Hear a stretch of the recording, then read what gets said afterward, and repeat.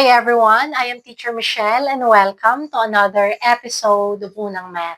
In this episode, we will be discussing the different conditions for a quadrilateral to be a parallelogram. In other words, when do we say that a quadrilateral is a parallelogram?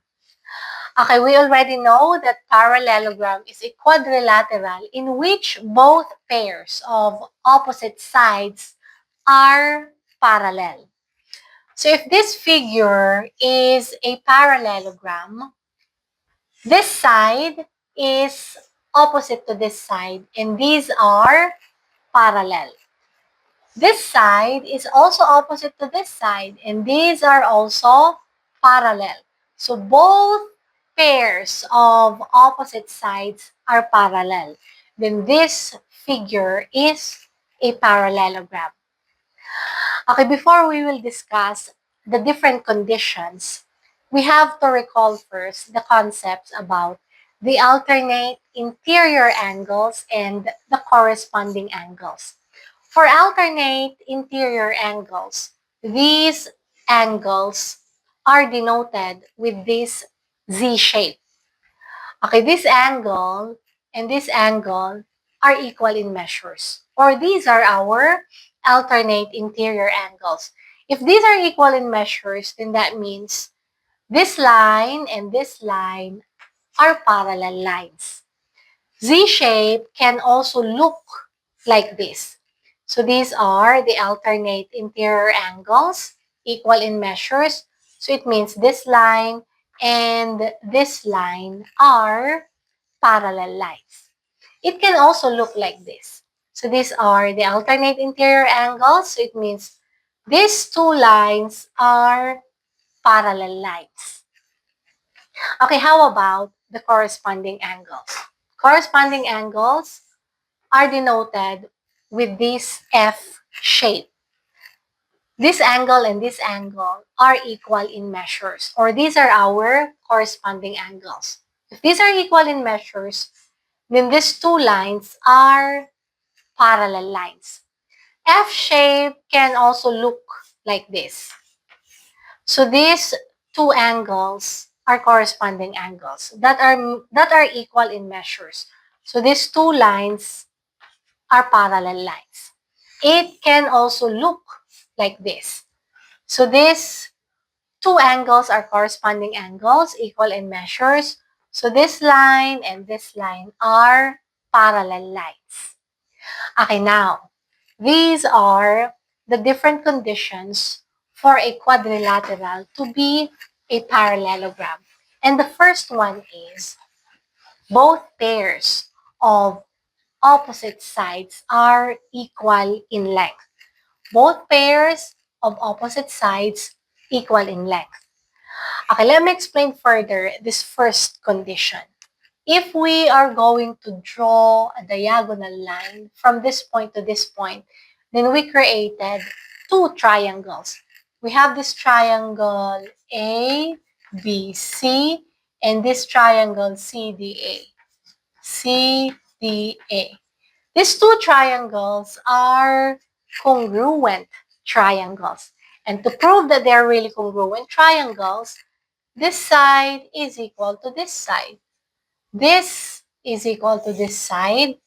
And since this is a common side, then we have here SSS congruence. So these two triangles are congruent. Okay, now, this angle is equal to this angle. And that's denoted with this Z shape. So it means these are alternate interior angles. If this is angle X, then that means this is also angle X. Since these are equal in measures, then this line and this line are parallel lines. Okay, how about this angle? This angle is equal to this angle. These are also alternate interior angles, as denoted with this Z shape. So if this is angle Y, then that means this is also angle Y. So if these are equal in measures, then this side or this line and this line are parallel lines.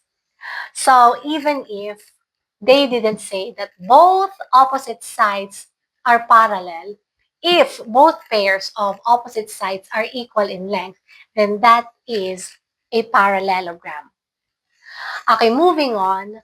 For the second condition, according to this one, both pairs of opposite angles are equal in measure. Okay, both pairs, opposite angles, equal in measure. So if this is angle X, then it means this is also angle X. If this is angle Y, then this is also angle Y. Okay, we already know that if we will add these two angles together, that's gonna be equal to 180 degrees.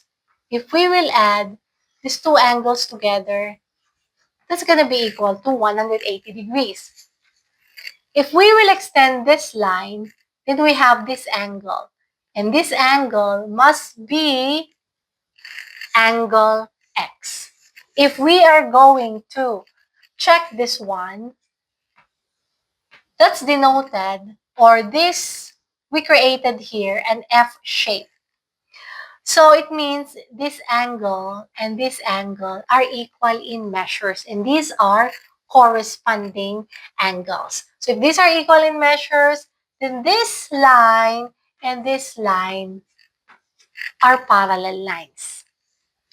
Okay, how about if we will extend this side?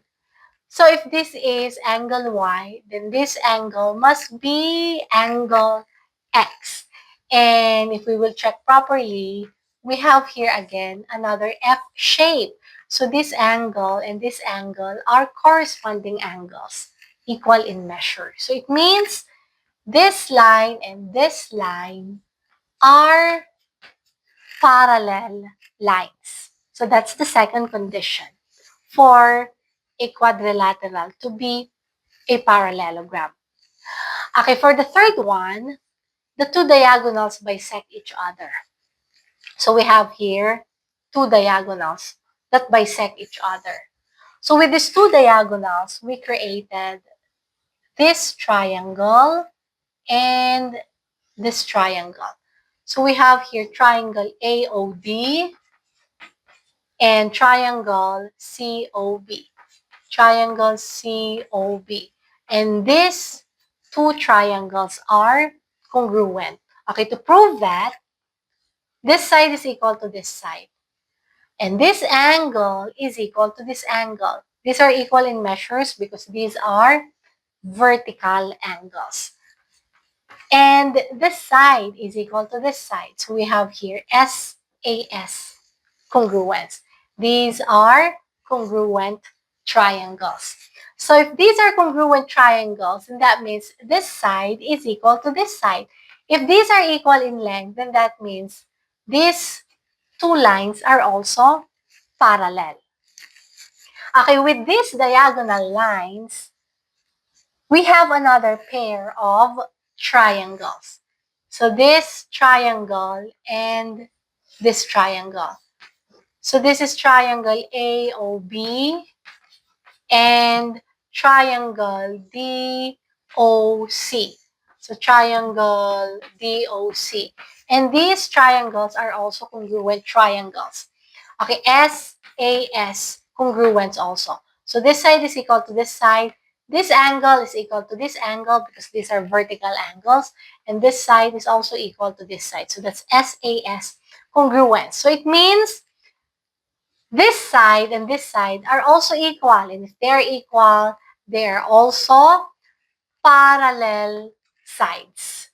So the third condition, the two diagonals bisect each other. Okay, for the fourth condition, according to this one pair of opposite sides is both parallel and equal in length. Okay, we have this figure here, and if we are going to draw this diagonal line, okay, we now have, or we created two triangles. So we have here triangle ABC and CDA. Triangle CDA. And these two triangles are congruent triangles. Okay, to prove that they are really congruent triangles, okay, this angle and this angle are equal in measures, or these are alternate interior angles denoted by this Z shape. So this side, this angle, and this common side, so we have here SAS congruent. So these two triangles are congruent. So if these two triangles are congruent, then it means this side is equal to this side. So if these sides are equal, then that means these are also parallel sides. So we now have one pair of opposite sides, which is both parallel and equal in length. So this is the fourth condition for a quadrilateral to be a parallelogram. Okay, if we are going to check this one, so if the diagonal is here, then it's the same. So we created here two triangles. Triangle ABD and triangle CBD. And these are also congruent triangles, SAS congruents. So if these are congruent triangles, then if we are going to get the measure of this one, this is also equal to this angle. That's denoted with this Z shape. So these are what we call alternate interior angles. So it means this is equal to this one. So if these are parallel lines, then that means these are also equal in measure. So for the fourth condition, one pair of opposite sides is both parallel and equal in length, then we can consider, or we can say that that quadrilateral is already a parallelogram. Okay, now let's give another example by answering this concept check question. Which of the following figures is a parallelogram? Okay, take a look at this first figure. Okay, it's indicated here that these opposite sides are equal in measure. These opposite sides are also equal in measure. So it means this is a parallelogram. Okay, what about the second figure? Okay, as you can see, we have here two diagonals, and these two diagonals or two lines are perpendicular. Okay, it doesn't really mean that this figure is a parallelogram. So, this is not a parallelogram. Okay, what about for number 3? According to this one, as you can see in the figure, this side and this side are equal in length. And this side and this side are parallel. So this is also not a parallelogram because opposite sides must be equal in length and at the same time parallel for this figure to be a parallelogram. Okay, for the fourth one, okay, opposite angles are equal in measure. So this is a parallelogram. So which of the following figures a parallelogram? We have here figure 1 and number 4 figure. Okay, this time, let's answer this simple question. Find the measure of angle X and angle Y so that the quadrilateral ABCD become a parallelogram. So the only given here is this angle, which is 75 degrees. Okay, you have to recall that opposite angles are equal in measure. So if this is 75 degrees, then this is also 75 degrees. Okay, if this is angle Y, then that means this is also angle Y. And take note, if you will add these two angles together, that would be 180 degrees. So Y plus 75 is 180 degrees. So it means Y is 180 minus 75. So Y is 105 degrees. Okay, for the last problem, according to this one, in the parallelogram ABCD shown in the figure, Let E and F be the feet of the perpendicular from vertices A and C to the diagonal BD, respectively. Which of the following is incorrect?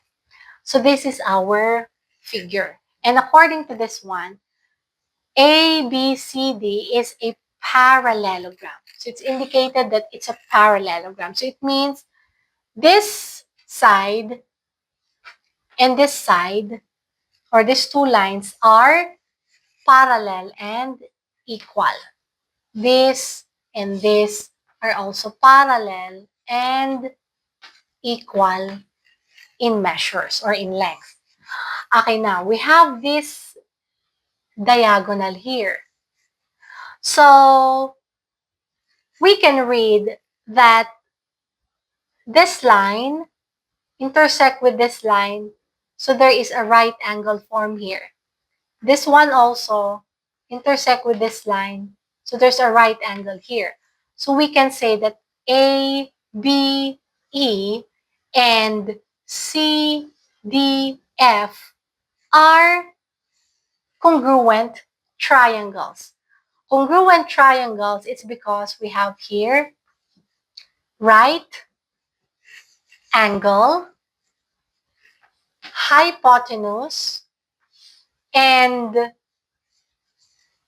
this angle is equal to this angle as denoted with this Z shape, or these are the alternate interior angles.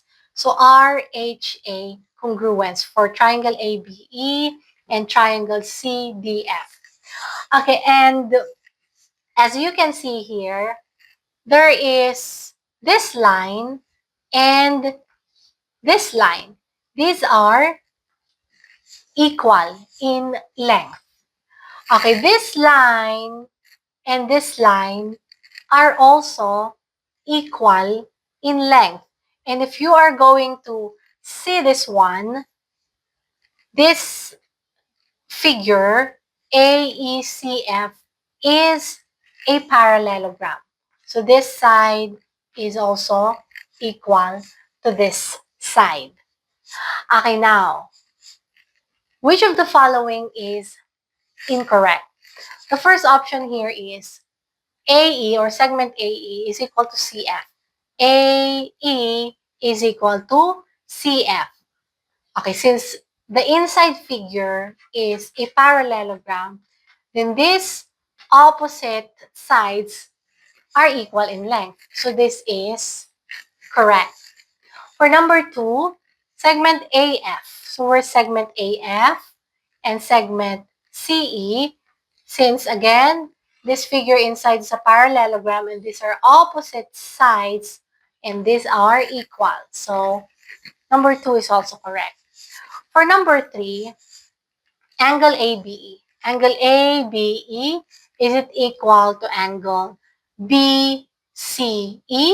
This angle, is it equal to this angle? This is not correct. Okay, for number 4, ABE, or triangle ABE is congruent to triangle CDF. Okay, we already said that these two triangles are congruent, and that is RHA. To prove that, that's RHA congruence. Okay, for the last option, according to this one, okay, this AECF, or parallelogram AECF, quadrilateral AECF, or this figure in the middle is a parallelogram. So this is correct. So which of the following is incorrect? We have option number 3.